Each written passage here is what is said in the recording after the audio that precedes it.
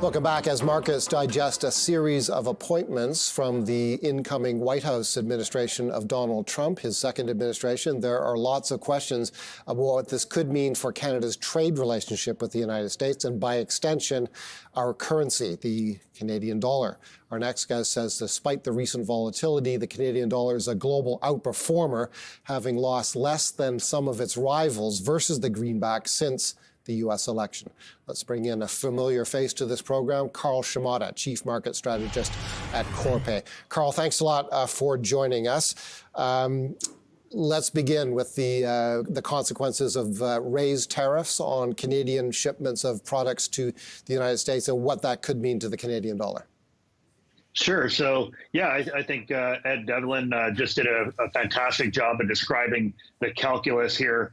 We are looking at an incredibly unpredictable figure in Donald Trump, and one to whom the typical, sort of economic logic imperatives do not apply. And so the question right now is how much Canada might be hit in a trade war. The broad assumption that markets are making at this point is that the damage should be relatively limited. So partly because Canada is part of the free trade agreement that the U.S. negotiated with Mexico, the U.S. and Canada a few years ago, and partly because Canada's two biggest export categories, the energy sector and the auto sector, are both somewhat insulated and considered relatively strategic to the U.S. economy. So they may not, sort of fall under the scope of tariffs. However, all that said, the reality here is that we simply don't know what will happen. And the appointments that have been announced thus far suggest that Trump is intending to take a pretty hardline approach in implementing the promises that he made on the campaign trail. The loonie's at a 4.5-year low. What's the key dynamic in the exchange rate right now? Does it continue to be market perceptions of where the Fed's going and where the Bank of Canada is going in rates? In other words, the Bank of Canada cutting by more than the U.S. Fed? Yeah, you nailed it right there. The big factor driving things right now is the widening rate differential between the U.S. and Canada at a 2-year interval. So the 2-year bond yield differential is at its widest since the late 90s. This is based on the fact that, the U.S. economy is being run at sort of a high pressure level. Fiscal stimulus is still pouring in.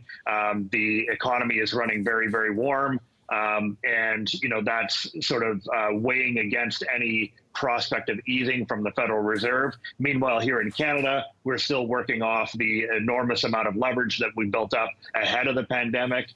Borrowing costs continue to rise. Households are not spending that much, and businesses are pulling back on investment. And so, fundamentally, this is a monetary policy projection, but it is representing what's happening in the actual economy. In other words, the Canadian economy is underperforming the U.S. and is expected to do so across the forecast horizon. If the Trump administration succeeds at driving economic growth, what would that mean to the currency? I mean, we traditionally understand that we benefit from a stronger U.S. economy. Our economy is likely to get a boost from the stronger U.S. economy. We sell many of our products and services to U.S. buyers. Yeah, you might make a great currency trader there, Paul.